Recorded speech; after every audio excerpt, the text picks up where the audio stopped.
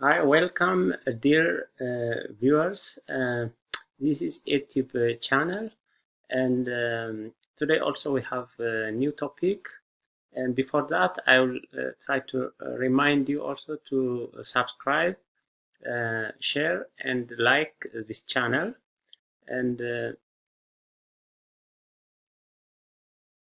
today we are going to discuss about the Norwegian Eiendomsord, or we call them possessive pronoun. So how we are going to use them, I'll give you or I will show you with the example. But before that, we'll see what we have discussed in our last session. And in our last session, we discussed about how to construct or write past tense in Norwegian. So in Norwegian, we have two types of rules. Like in English, we have the regular verbs and irregular verbs. In Norwegian, also we have regelmessige or uregelmessige verbs. So we have seen last day those use the regelmessige or the regular verbs, and we have seen also about how to add the suffix at the end of the verbs. So there are some kind of rules we have to follow when we put this suffix at the end of the verb. So for example, if you see here, koko, if we have consonants kk, we can put ete. If you have consonant s, we can put te. If you have consonant, if you have the vocal vowel o, so we can put dde. If we have two double K or consonant, we can put here ete. If we have AE, we can put DE. If you have SK, we can put ete. If we have P, we can put te. So this is the way how we can change the verb from infinitive into past tense. So this is one way of changing or altering the verbs into past tense in Norwegian grammar. But the other classification or the second category, the uregelmessige verb or the irregular verbs, we will see them in other time. But today we have other topic. It's all about eiendoms or the possessive pronouns in English. So the possessive pronouns here in Norwegian, they decline according to the number, also the gender of the noun to which they refer. So always they just go side by side with the gender and the number. So here we have, for example, I, it means do, you, it means we, it means. So if you have these pronouns, also we have the gender, hanshon, hunshon, intershon, flereta, masculine, feminine, neutral, or plural. So we always follow this rule. For example, if you have yai, bilen. Bilen, here it is a definite pronoun. In Norwegian, we have definite or indefinite pronouns. In English, we have like a, n for indefinite and z for definite. But here in Norwegian, we can put the n at the end of the noun. So bilen, meaning is a definite pronoun. It's known car. So bilen meaning is my car. Veskami, meaning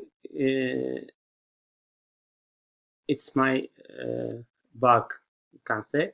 Hiset means my house, cat means my cat, or there are many cats. So always we have to take care the gender and also the number. And in do also we can use din, di, dit, dine. So always we have to remember before the possessive pronoun, it comes the definite noun. And then comes the possessive pronoun. And sometimes also the interchange. The possessive pronoun comes before, and after possessive pronoun comes the indefinite noun. For example, we can say bilen din, or we can say din bil. Veskadi, we can say die väska. Huset ditt hus. Katterna dina katter. So this is the way how we interchange. But for now, we have to remember that most of the definite pronouns, they came after them the possessive pronoun, and this is the way how we construct ownership or possessive or owning something or thing. So if we have we, for example, we can put bilen, the other car, vår means our car, bilen vår, väska vår, our bags, huset vårt, our house, katterna våra, our cats. So these are the way how we change into possessive pronoun. And always we have to remember the gender. Is it Hanshon, masculine or feminine or neutral or plural? These are the things always we have to recollect when we are thinking to make or to write a sentence by possessive pronouns in Norwegian grammar. The next is if we have, for example, Western form a. If it is feminine, most of the feminine they end with a or definite noun. So it will be like me, di, vår, the possessive pronoun. And Western form for masculine is n, Hanshon or masculine, and it will be min, din, vår. So this is how we change. And for example, sonen, min. N, it is masculine, so we can put min. And väska, a, so we can put mi. Väska mi, it's my bag. Huset mitt, it's my house. So always you have to remember the gender and also the number. And the others are like hun, han, dere, di. She, he,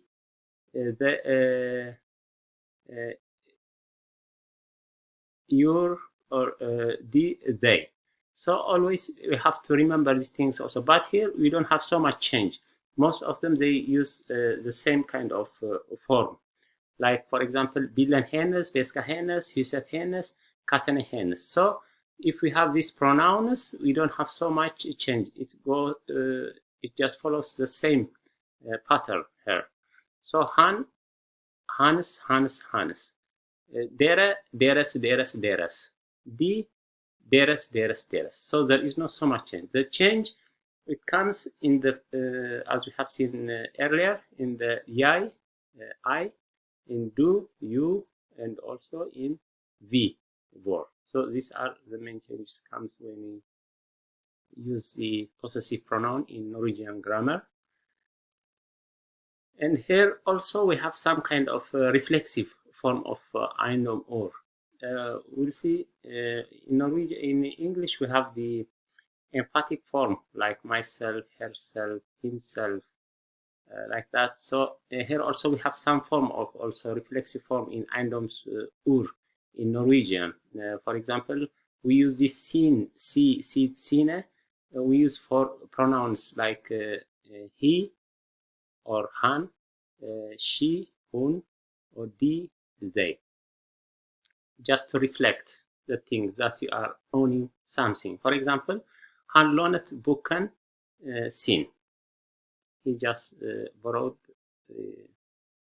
his book. Hon vasket huset sitt. She just cleaned her house. So these are the way also how we use reflexive possessive pronoun in Norwegian. But they are very special and we use only for specific pronouns for han, hun, and di. And there is a difference also between sin and hennes. When we say sin, it's you are the owner, sin, while hennes is other person. Hun savnet noklen sin, she couldn't find her key, and Rune har funnet noklen hen.